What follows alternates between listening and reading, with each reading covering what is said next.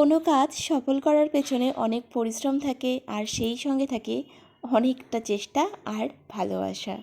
মন থেকে যে কাজটা করা যায় সেটি সব সময় সুন্দর হয়। আজকে না বাড়িতে আমি সারাটা দিন একা। হঠাৎ করেই মাথায় এলো বর্মশাইকে একটা সুন্দর উপহার দেব। আর সেটা যদি হয় নিজের হাতের বানানো ওর খুব পছন্দের খাবার। ব্যাস লেগে পড়লাম কাজে।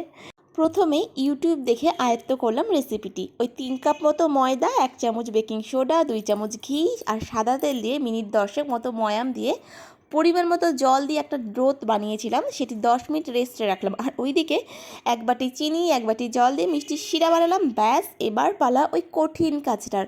4-5টা রুটি বানিয়ে তারপর একটার উপর একটা রুটিগুলোকে চাপা দিয়ে রোল করে গজার শেপ দিয়ে তেলে ভাজলাম। তারপর চিনি শিরাতে ডুবিয়ে কিছুক্ষণ পর তুলে নিলাম। আমার খাটনিটা না খুব সার্থক হয়েছে, বরমশাইয়ের ভীষণ পছন্দ হয়েছে।